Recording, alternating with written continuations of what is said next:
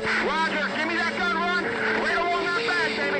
Aim hot. Clear hot.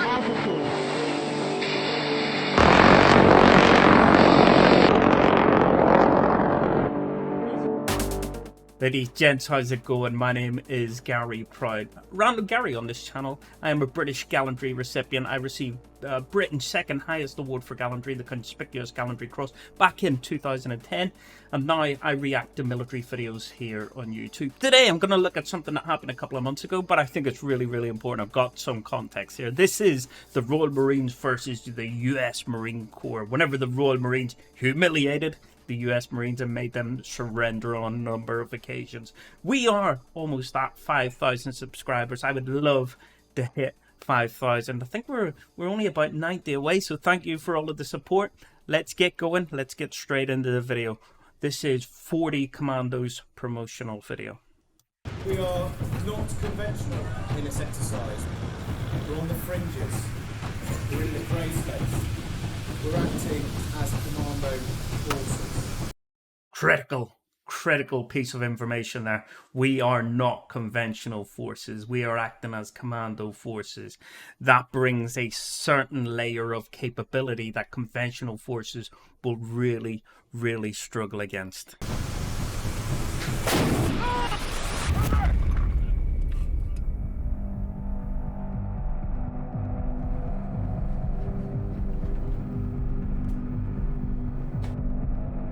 Tonight Commando, the Royal Artillery unit, an army unit that supports the Commando Brigade. This one in particular, they specialise in the forward observers, the 105, the light gun, 105mm light gun. They provide that offensive support to the Commando brigades. An armoured support group as well.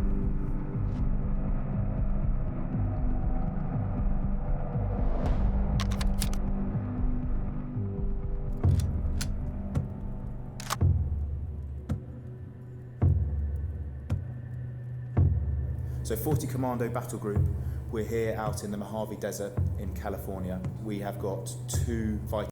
This is cheese, isn't it? They've set up all of the lights, they've got the dark background, they're making you feel like, yeah, this is secret stuff that's going on here. Don't tell anyone. Don't tell anyone what we're doing, but we're going to put it on YouTube, alright? Jeez. Companies. We've got 8 battery from 29 Commando. We've got a load of my pals from 8 battery. Engineers from 59 Squadron, and of course we bring our own mortars and recce call signs.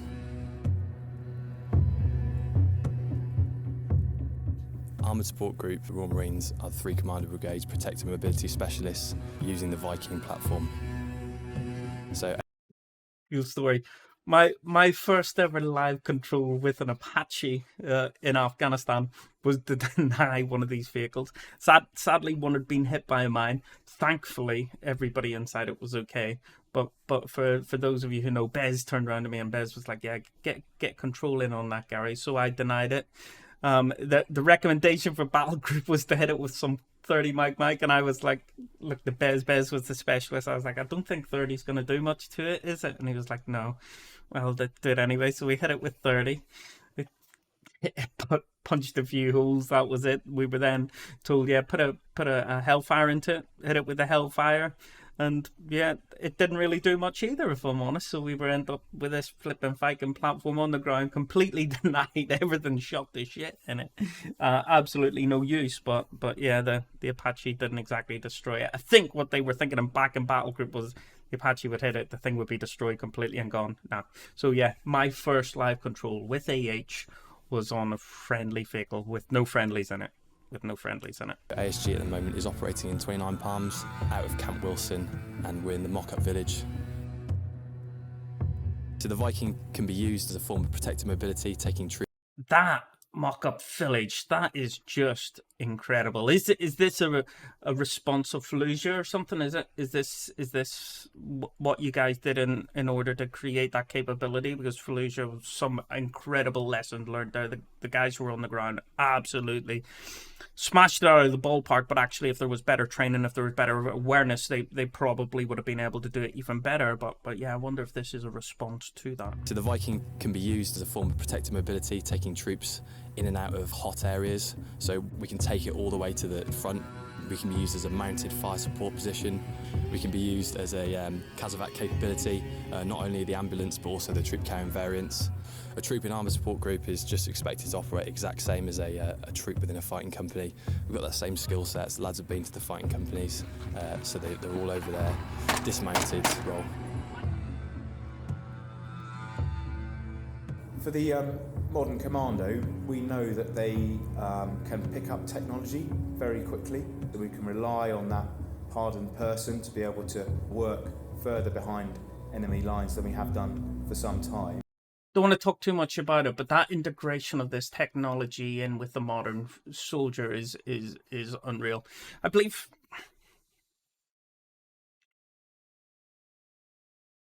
there's been some discussions. I'm going to check to see what's open source information. I think I seen people talking about it on Twitter. But the capability that UAVs have brought in one. Yeah, in one modern instance, it was how it was to do with conventional troops, how much time they spend in camouflaging and concealing their equipment and their positions. And actually what was found out was that from the very low level of the opposition, if you have regular access to UAVs, actually it mitigates the use of that cam and concealment. So you can look in an area and you can see what it looks like on day one. If you look into that area the next day and all of a sudden there's loads of bushes, there's loads of these big flipping kind of hedges and stuff, you're going to be like, whoa, hold on, cam and concealment, that doesn't quite look right. And that used to be a real strategic capability. That used to have to be the army, the nation that created that capability. Now it comes all the way down to the individual soldier on the battlefield if they have access to this here. I'm pretty sure it's open source, but my brain can't quite remember it, and I don't want to encroach on this here stuff, but it was that assessment of how impactful it's going to be in future wars. I think it's quite fascinating. And then also having the intelligence to make some sensible risk deductions on how much they can get away with, because ultimately it's going to boil down to the balance between survivability and lethality. So we were operating as the enemy forces in a peer-on-peer exercise. We were just told to be a sort of a devious enemy, really. I've done this before. I've done it against a battle group in Canada. I think it was in 2012. We were dressed up in Tiger Cam from the Vietnam era. We were given capability of a peer-on-peer enemy. We were a much smaller force, but we had peer-to-peer capability, and what I mean by that was we had similar capability in UAVs, similar capability in artillery, offensive support, all of that kind of stuff, all of those precision weapon systems. That's why I think my perspective might be interesting here. It gave us a chance to really delve into the sort of commando values and ethos, and sort of looking back to our forebearers, and he wanted us deep behind enemy lines, disrupting them, causing a lot of disturbance for them, so that they were constantly thinking about what's happening behind them rather than focusing on the main fight. So that's exactly what we done. We dug into positions. Myself and my driver, we would go and sit in gullies in Canada. We would watch out for the battle group movement, and then we would envelop in behind them and hit them on their reverse slopes, on their reverse battles. It was scary how easy it was, if I'm honest. It was scary how easy it was, but it was pretty suicidal. You know, we knew their rules, we knew their tactics, their techniques, their procedures, and using that knowledge, we were able to make really quick estimations of where they would be and when they would be in those places on the battlefield, and it allowed us to sneak in behind lines. It allowed us to predict where crossing points, stuff like that, was going to be. We had the ability to use mines, scat mines, stuff like that there, and it turned into an absolute farce. It turned into a farce. That was pretty much the role of commandos in World War II.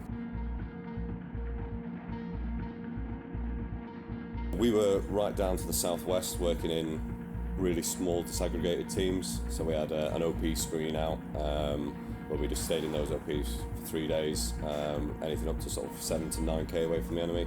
So we were constantly getting eyes on, monitoring what they were doing. And that's realistic. Whenever people talk about close target reconnaissance and stuff like that, that quite often that real close target reconnaissance, that's an SF capability, that's an SF role.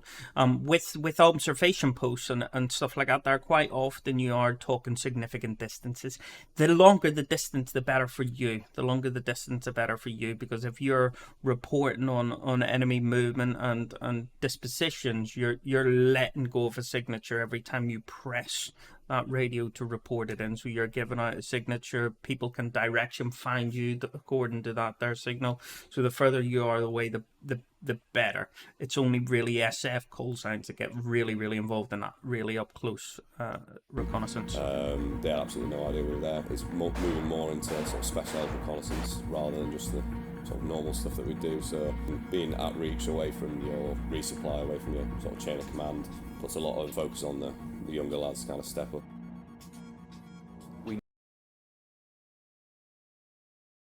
Just away from your resupply, away from your sort of chain of command. Tell me below. Have we changed our TTPs now? I did have it in my time where we would switch our rifle from our shoulder into our chest, but at no point did we switch our rifle from our right shoulder into our left shoulder. Reason being, whenever this weapon cycles, this cocking handle here comes back to this point. It comes back to this point. We had a couple of Germans attached to us one time, and we took them into our simulator. And we had said to them really specifically, we had taught them the weapon and everything, only ever fire it from your right shoulder, from your right shoulder. And then we fired off a load of rounds. We put them through a couple of scenarios, and one of the guys, I'm not going to do his German accent because I'll probably get a copyright check or something, but he was like, has anybody got a hanky? And we were like, no mate, why, what's wrong? And he was like, I've hurt my teeth. And we turned around and there was just claret all over his face. He had put the weapon in his left arm, fucking shot on burst, and hit himself in the mouth a few times with the cocking handle. So yeah, I just see this. Do we teach this now? Is this what we're telling our guys to do? It's obvious his head is up and looking over it, so he's trying to get the mouth away from it a little bit there. But do we teach us? Is this where we're at? Puts a lot of focus on the younger lads to kind of step up. We need the right balance of skilled commandos to operate all of the different things that you see in modern warfare, be it controlling jets, controlling artillery, listening to electronic warfare collection, or interpreting the battle space in front of them, and then down also to closing and killing the enemy. Oh, bit of direct fire there from the 105 guns. They can see what they're shooting at. It's the direct engagement. 2-9 is Commando Artillery Unit, which provides offensive support to 3 Commando Brigade. Within 2-9 we have FSTs, so fire support teams. We My have job. JTACs, that's a combination of army Hatch to commandos us. and Royal Marine commandos. And we have the gun line, we provide the actual fire support with 105 light guns. Today we've been conducting a direct fire serial. Looks like a badge commando. I think there has only been one female who has passed the commando course, and this could potentially be her. This could, unless there's been more passed, this could be the only female in the British military who has passed the all-arms commando course. I'm probably well out of date on that, so let me know below. That involves 2-9's gun group, and they've been testing their ability to engage enemy targets at close range. Direct fire is a really good training serial for the gun group, especially for young gunners who haven't done it before. Pretty exhilarating, seeing the target you're engaging, which is pretty unusual for them. Good job. We actually had this capability in Afghanistan. It was called a dragon gun. It was up in Musa Qala, and it was sat up on a big cliff. Now, it did draw a lot of attention to it, but my goodness, whenever the enemy... 2 types of cover from sight, cover from fire. What the enemy took as cover from sight was not cover from fire. The kinetic energy of this round coming into a wall would just vaporize everything on the far side of it. They thought they were in a safe place. They weren't. they're on a gun position as normal, and then they've basically had a contact rear. They've then had to take the guns out of position, move them to another platform, and start engaging targets a kilometre away.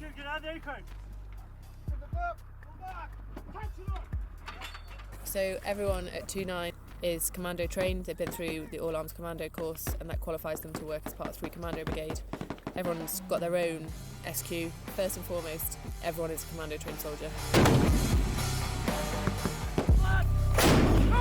SQ being specialist qualification, All Arms Commando course is an intense course. It's one of the hardest courses available to members of the British Army.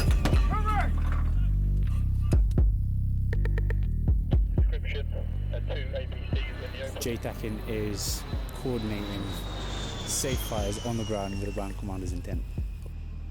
So we get a lot of training with the USMC, most of it being CAS, live firing and TTPs. With the just a quick one here as well. We used to be what we would call forward observation team, so FOOs, forward observation officers, and actually we realised that capability had been and gone. We were out of date. We took our finger off the pulse, and all of a sudden we were just really focused on providing that artillery support, and we needed to provide a joint fire support. And actually it was a model that the US Marine Corps had built themselves, where we kind of replicated the Anglico teams, and we didn't created this team that had this multi-array capability. So yeah, we're talking about the Army Commandos making the US Marine Corps quit, and actually we adopted a lot of the stuff that they done. The aircraft that we've got so far, so it's normally AV-8Bs, Hueys, Cobras, and they'll come in with rockets and guns, which is quite good for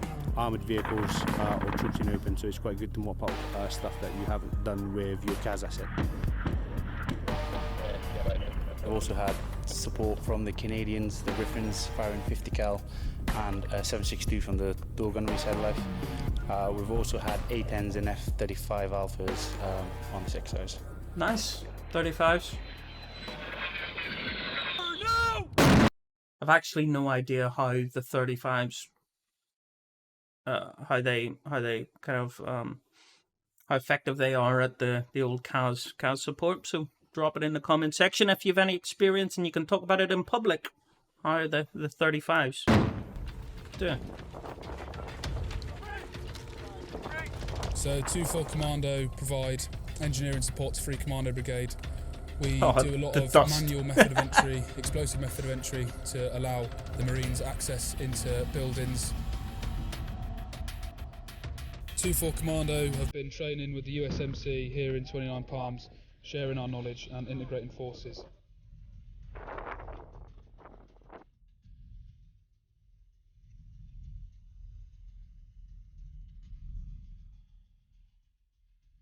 The main exercise will see us enabling access to denied areas, utilising our mine and obstacle clearance skills, whilst also denying enemy the access through demolitions, traps and obstacle construction. I'm loving how light the equipment looks, and I know it's not going to be light technically, but whenever we were boots on the ground fighting, sometimes we were carrying 50-60 kilos worth of weight, which was completely unrealistic. I'm loving how light and how effective this equipment looks.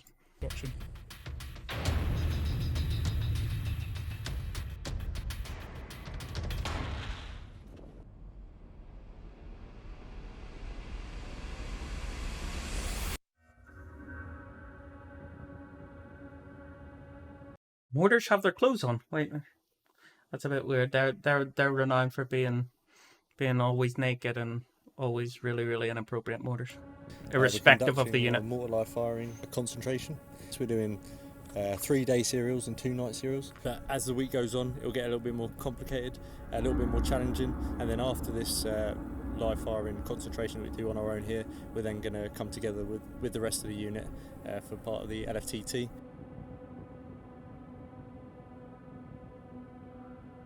During the MWX, we were sort of assaulting onto Hidalgo, and we were being used in a traditional or more conventional role at the beginning. We went through a bit of a fire plan as they were assaulting onto positions, and then into the second phase, we were acting almost as like an irregular force, still calling in fire missions, and it's working quite well with 4 and 5 troop from Bravo Company. They were fighting hard with the enemy, and then falling back. And then when the enemy came into that area, we were able to call fire missions onto it.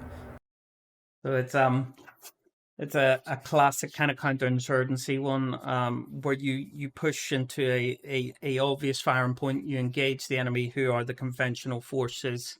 You then make them believe that they have won the firefight, and you start to fall back, you start to withdraw back. But what you've done is you've put like a firing point onto the position that you were previously on. So you just lay the mortars onto that position, you have them ready, and as soon as you see those enemy troops moving into it, then you conduct the fires onto it. It's fixed data. You've actually been in that location, you've got really accurate confirmed data. You can just drop a massive single round barrage onto it, and I think it was having quite a good effect.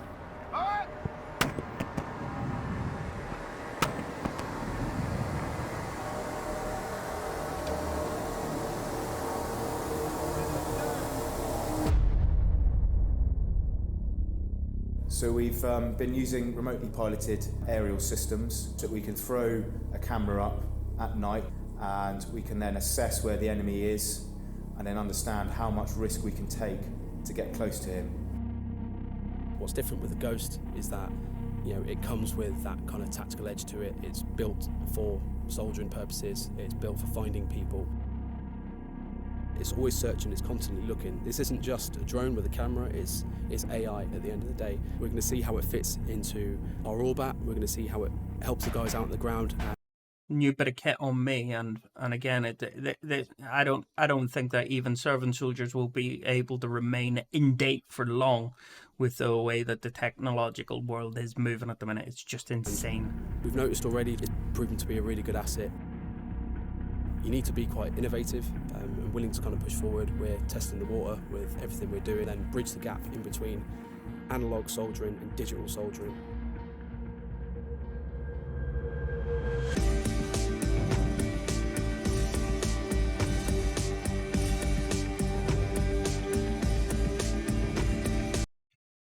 For me, all I'm hearing is they're just being told to go and play. You know what? We've got all of these toys, we've got all of this kit. Go and play. Go and have some fun. See what happens. Let's avoid the risk. You know what? Let's create as great a picture of the battlefield as we can, and let's not take any too great a risk.